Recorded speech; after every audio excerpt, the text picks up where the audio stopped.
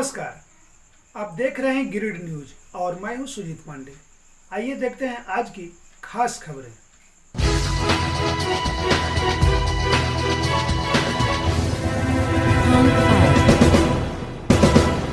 बुधवार को जिला अधिवक्ता संघ गिरिडीह के सभागार में गिरिडीह के निवर्तमान प्रधान जिला एवं सत्र न्यायाधीश मनोज प्रसाद एवं अपर जिला एवं सत्र न्यायाधीश प्रथम गोपाल पांडे तथा अपर जिला एवं सत्र न्यायाधीश षष्ठम लक्ष्मीकांत के स्थानांतरण पर एक विदाई समारोह का आयोजन किया गया।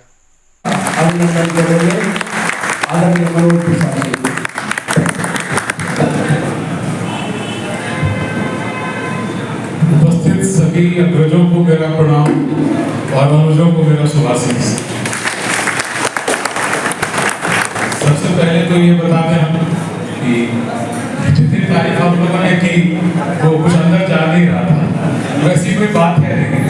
फिर मैं जब गंभीरता से उस पर सोचा तो लगा ये मेरी तारीफ तो है नहीं, ये तो आपकी तारीफ है। जो कर पाया वो आप लोगों की तारीफ कर पाया, तो मुझे लगा फिर ये तारीफ मंजूर है, क्योंकि जो भी उपलब्धियां है, जितना भी आपने गिनती कराया, सब आप लोगों की वजह से है। इस तरह से आगे हम लोग कुछ भी नहीं कर सके अगर बात का सहयोग नहीं हो। इसलिए पहले दिन से आज भी और आगे भी हम यही बोलते हैं कि बेंच तभी काम कर पाता है जब बात का सहयोग हो, और ऐसा बात और इतना सहयोगी बात शायद ही नहीं मिलेगा।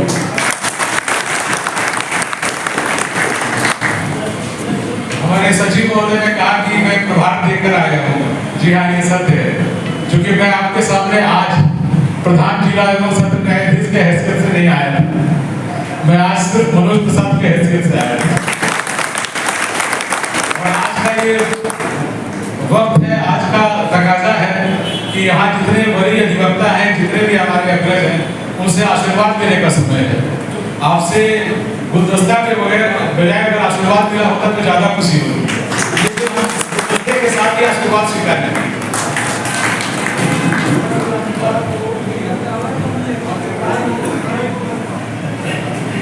बोले उसी के साथ तो उसे स्वीकार किए। और जहां तक गिरिडीह से जाने का बात है, तो ये सत्य है कि मेरा गृह जिला देवघर है, लेकिन न्यायमंडल में मेरा पहला प्रवेश 4 अप्रैल 2024 को हुआ था। इस रास्ते से आना जाना होता था, लेकिन कभी इस जुडिशरी के साथ, इस बार के साथ कोई इंटरेक्शन नहीं था। ये सिर्फ 5 माह का आप लोगों के साथ मेरा इंटरेक्शन है, जो कि हम अपने पिछले 12 साल के कार्यकाल में अगर तुलना करें तो इतना अच्छा, इतना सहयोगी बात शायद ही कहीं है।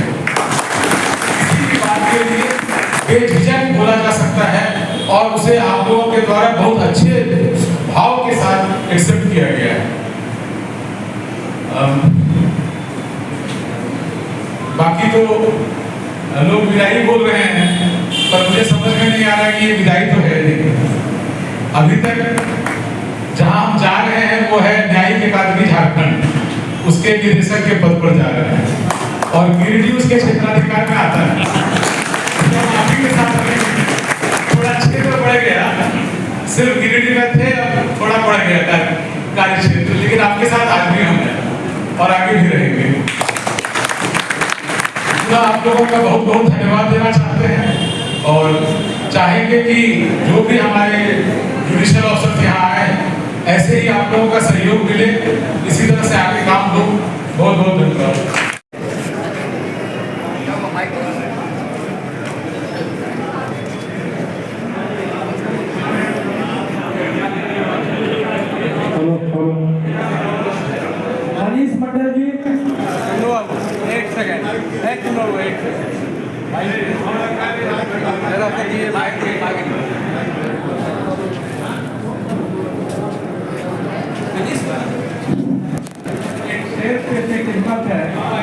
कोशिश कर रहा हूँ सर आपको नवाजने का। शेर है कि बड़ी हजारों साल नरगिस अपनी बेनूरी पे रोती है, हजारों साल नरगिस शिवाजी सिंह ही रोती है, बड़ी मुश्किल से होता है जन्म में जी रावत का। बहुत बहुत जहाँ भी रहे जयप्रकाश राय जी, जयप्रकाश के हमारे 3 अतिथि, इसके कप्तान, हम सबों के चहेते, हम सबों के अभिभावक स्वरूप और अधिवक्ताओं के मान सम्मान के लिए हर पल अपने दिल में अलग स्थान रखने वाले आदरणीय मनोज प्रसाद जी, ऐसे तो ये क्षण एक ऐसा पल है जब किसी व्यक्ति के पास शब्द नहीं होता, वो एक तरह से अपने आप में स्थिर हो जाता है, किंग कर्तव्य विमूढ़ हो जाता है कि कौन सा शब्द हम उनके लिए उपयोग करें। मन के भीतर के भाव मेरा केवल मेरा नहीं है, यहाँ बैठे हमारे सैकड़ों अधिवक्ता, जिसमें हमारे सीनियर एडवोकेट्स, हम आग्रह करेंगे अजय सिन्हा जी को कि वो सौंप दे करके गोपाल पांडे जो प्रथम जिला एवं सत्र न्यायाधीश है हमारे, जिनका यहाँ से तबादला हुआ, उनको सौंप दे करके उनका सम्मान करेंगे।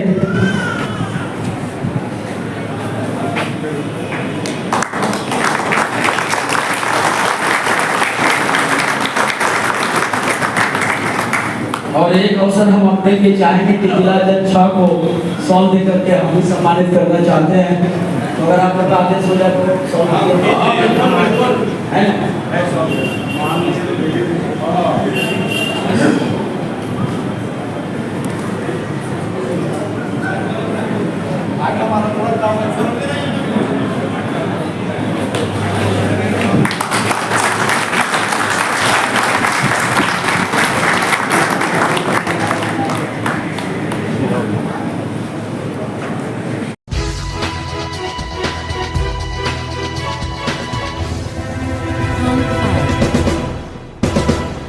तीसरी प्रखंड अंतर्गत गढ़कुरा पंचायत के पालमो गांवा गिरिडीह मुख्य मार्ग पर स्थित सीएनटी जमीन पर अवैध रूप से कब्जा किए जाने के विरोध में बुधवार को खतियानी रैयतों द्वारा अंचल कार्यालय परिसर में अनिश्चितकालीन धरना तीसरे दिन भी अनवरत जारी रहा, जिसमें बतौर मुख्य अतिथि धनवार विधानसभा के पूर्व विधायक राजकुमार यादव मौजूद थे।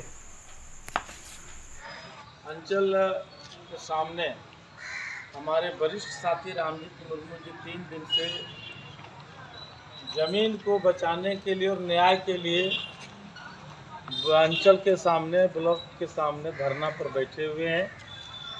और ये लगातार जो ज़मीन पालमो मौजा में है, ये 3 साल से रेती ज़मीन, जो खतियानी ज़मीन है अपने इनके ससुराल के लोगों का, उस ज़मीन की ये लड़ाई लड़ रहे हैं।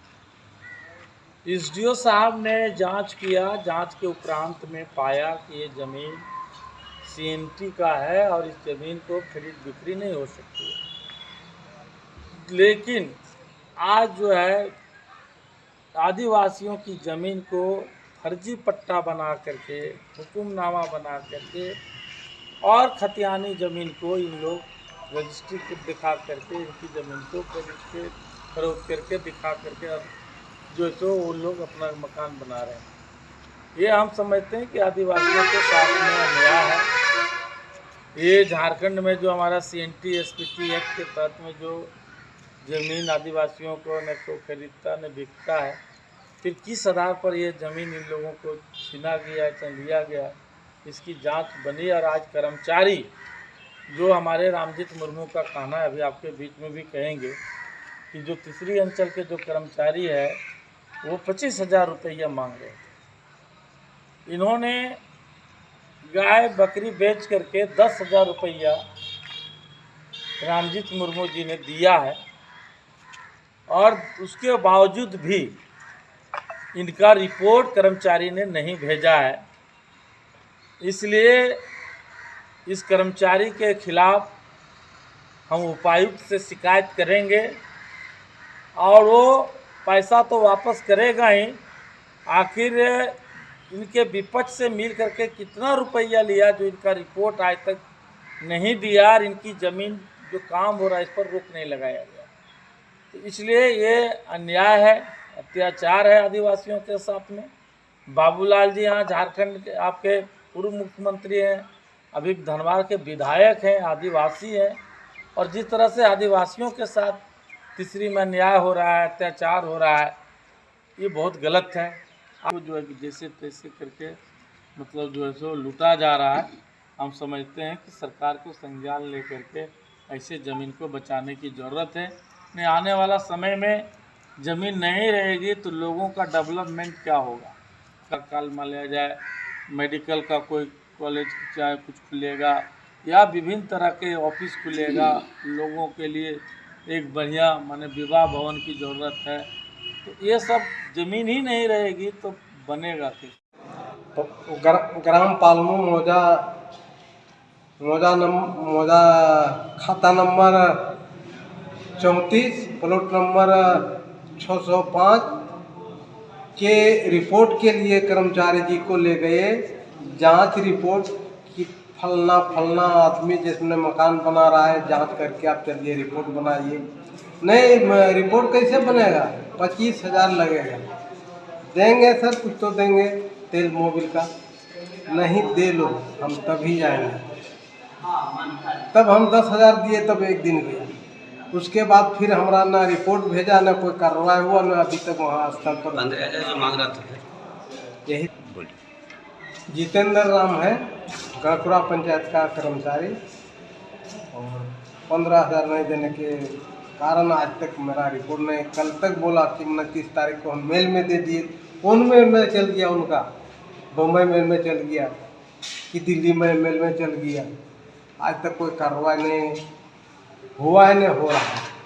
तो इसी के विरोध में आप लोग धरना पे हैं। सीईओ कर्मचारी मिली भगत से जमीन माफियाओं के द्वारा लूटा जा रहा है। आज हम गरीब आदमी बेबस होकर के आज धरना प्रदर्शन पर बैठे हुए हैं। पूरे त्रस्त व्यक्ति जन समर्थन दे रहा है।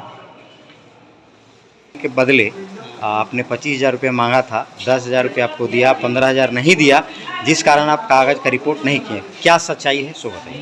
मेरे द्वारा मेरे ऊपर लगाया गया ये आरोप बिल्कुल गलत है। हम इसी से कोई पैसा नहीं मांगते। और रिपोर्ट हमने अंचल कार्यालय में जमा कर दिए, जो अनुमंडल में भेजा गया।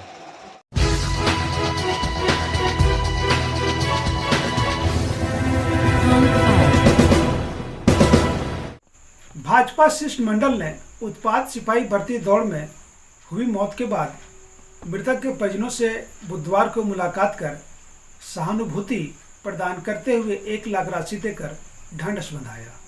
भाजपा शिष्टमंडल ने उत्पाद सिपाही दौड़ में हुई मौत के मृतक परिजनों से बुधवार को मुलाकात कर मृतक के परिजनों को सम्मान राशि के तौर पर 1 लाख रुपये दिए।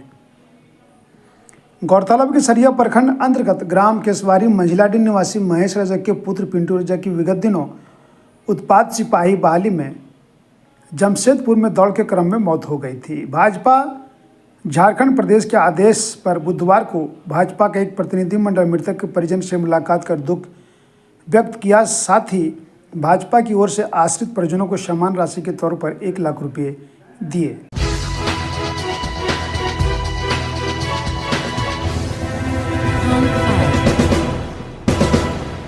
बुधवार की अहले सुबह एफसीआई गोदाम सरिया के संवेदक रामजी पांडे के गिरिडीह शहरी क्षेत्र शास्त्री नगर स्थित आवास पर सीबीआई की टीम ने छापा मारा। सुबह 6:30 बजे से इस सीबीआई की टीम पांडे के आवास के अंदर जांच में जुटी है। अब देखना होगा कि सीबीआई को क्या सबूत मिलते हैं। इसके साथ ही साथ एफसीआई गोदाम बेरगी स्थित संचालक संजय शर्मा के आवास पर भी सीबीआई के पदाधिकारियों ने दबिश बनाते हुए कागजातों को खंगाला और उपयोग में लाए जाने वाले कंप्यूटर को जब्त किया है।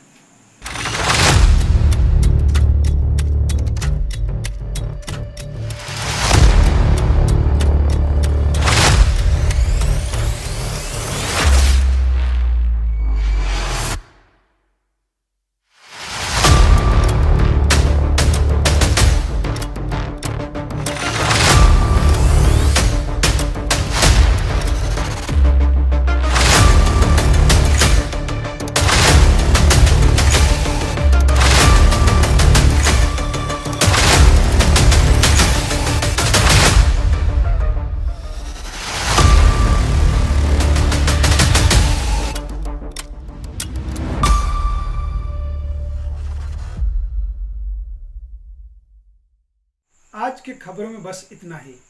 अगर आपके पास भी कोई खबर या सूचना है तो आप हमें भेज सकते हैं। हमारा नंबर है 9128912286। अब हमारी पूरी टीम को दीजिए इजाज़त। नमस्कार।